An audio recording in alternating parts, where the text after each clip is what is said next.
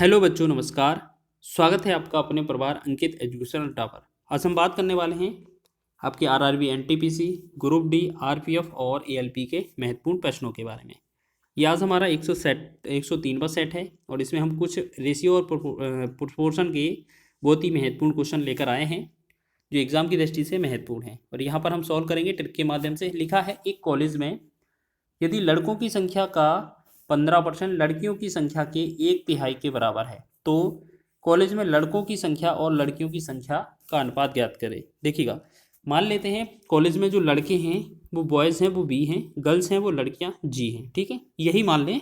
ठीक है, अब बोला है लड़कों की संख्या का 15%, तो बी का कितना है 15%, मतलब 15/100, जबकि लड़कियों की संख्या की 1/3 यानी कि जी का कितना 1/3।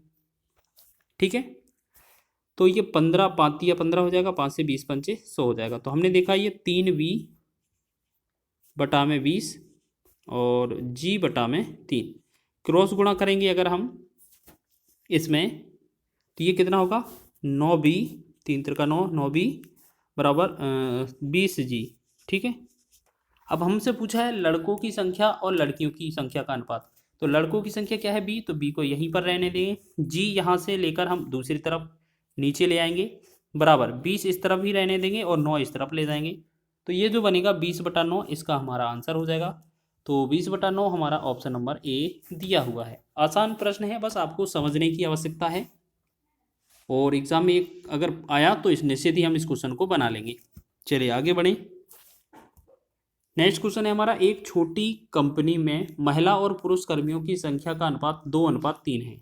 यदि कंपनी में पुरुष की कर्मियों की संख्या 90 है तो कंपनी में कर्मियों की कुल संख्या ज्ञात कीजिए। बहुत ही आसान प्रश्न है। आप ऐसा समझें कि एक कंपनी है, कंपनी में कुछ महिलाएं हैं, कुछ महिला हैं और कुछ पुरुष हैं। ठीक, कुछ महिला और पुरुष। बोला गया है महिला और पुरुष की संख्या का अनुपात 2:3 है, यानी कि ये 2 हो जाएंगी महिलाएं, 3 पुरुष हो जाएंगे। अब क्वेश्चन में बोला है पुरुष कर्मियों की संख्या 90 है, तो जो पुरुष है ना 3 अनुपात का वैल्यू आपसे कितना दिया हुआ है 90। तो यहाँ 1 अनुपात का वैल्यू अगर निकालेंगे तो 3 एकम 3, 3 से 30 दिया 90, तो 1 अनुपात का वैल्यू जो आएगा वो 30 हो जाएगा। लेकिन हमसे पूछा क्या है कंपनी में कर्मियों की कुल संख्या। तो कुल संख्या बताइए 2 और 3 मिलाकर कितना हो जाएगा, ये 5 हो जाएगा कुल।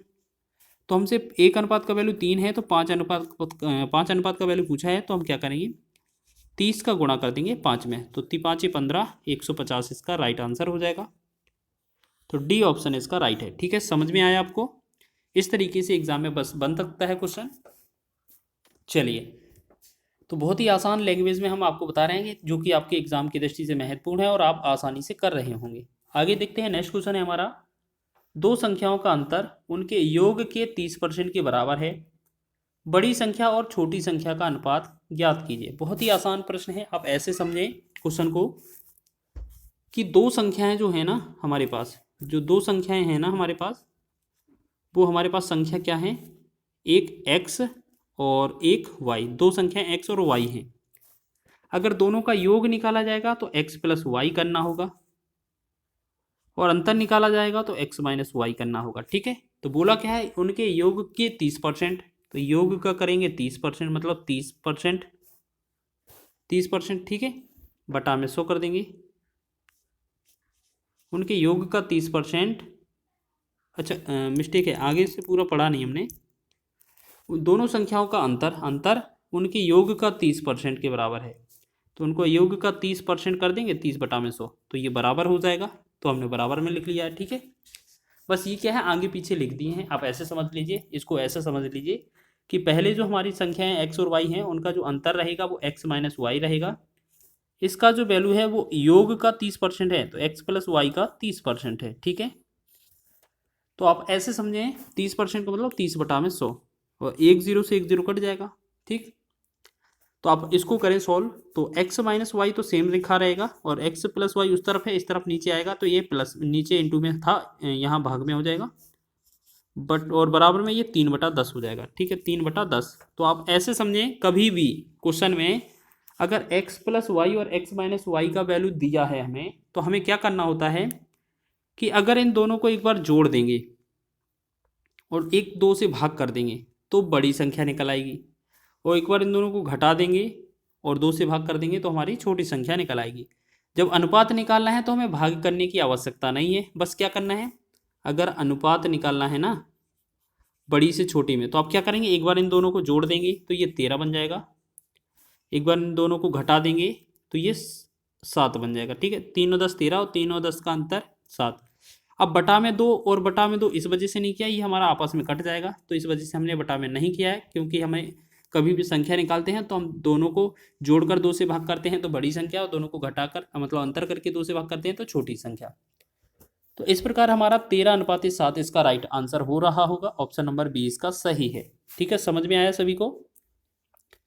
ये एग्जाम की दृष्टि से महत्वपूर्ण क्वेश्चन है और ये एग्जाम में बन सकता है, और ये इसके बाद जो लास्ट क्वेश्चन है इसमें बहुत ही महत्वपूर्ण है, हो सकता है एग्जाम में छपा मिले आपको, और इस क्वेश्चन को तो हम स्टार भी लगाएंगे। ठीक है, क्योंकि इस तरीके का प्रश्न बहुत आता है। तो आप ऐसे समझें कि 2 व्यक्तियों की आय का अनुपात 7:5 है और उनके संगत व्ययों का अनुपात 9:7 है। यदि वे क्रमशः 1700 और 1100 रुपये की बचत करते हैं तो प्रत्येक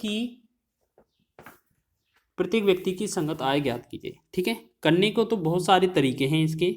ठीक है, करने को तो बहुत सारे तरीके हैं, लेकिन हमें करना क्या है वो चीज़ समझना है। ठीक है, तो इसे करेंगे कैसे, देखो आपको समझ लेना है। सबसे पहले जो इनकी आय का अनुपात है ना वो क्या लिखेंगे, 7:5 है, तो इसका मतलब है 7/5 का मतलब है 7x/5x। ठीक है, अब दोनों लोग कितना, एक लोग 17,000 और एक लोग 11,000, सॉरी एक लोग 1700 एक लोग 1100 बचाते हैं, तो इसमें से हमें एक पहले वाले में से 1700 माइनस कर देना है और दूसरे वाले में से 1100 माइनस कर देना है। ठीक है, और बराबर में इसका जो रिजल्ट मिलेगा वो बाद वाला अनुपात होगा, कितना, 9:7। बस इसको क्रॉस गुणा कर देना है, हमारा आंसर हो जाएगा। तो हम क्या करेंगे, 9 से 9 पंचे 45। अब ऐसे समझे, पहले 7 वाले का गुणा करें, 7 7 49 माइनस 17 7 119 00 बराबर 9 पना 45x माइनस 11 9 99 मतलब 9,900। आपने देखा 45 इनका डिफरेंस इनका डिफरेंस निकालते हैं, 45 और 49 का डिफरेंस 4x आएगा, और इनका डिफरेंस निकालेंगे तो ये हमारा 2000 आ जाएगा। तो 4x का वैल्यू 2000 है तो x का वैल्यू कितना आएगा, 500 आ जाएगा कि नहीं, बिल्कुल। अब पहले अगर हमसे पूछा जाए तो प्रत्येक व्यक्ति की आय, पहले की आय कितनी थी, पहले वाले व्यक्ति की आय 7x, तो 7x का मतलब क्या है, 7 गुणे में 5, तो 7 पना 35 हो जाएगा, 3500। दूसरे की आय कितनी थी, 5x, इसका मतलब है 5 गुणे में 5, 2500 हो जाएगा। ठीक है, ये क्या हो जाएगा, 2500।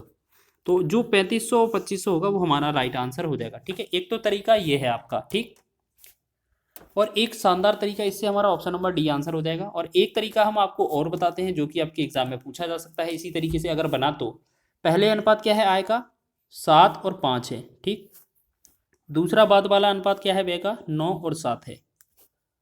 फिर आपने 1,000 रुपये बचाए हैं, यानी कि यहाँ पर 1700 रुपये बचाए हैं, सॉरी एक पहली तरफ 1,000 रुपये बचाए हैं,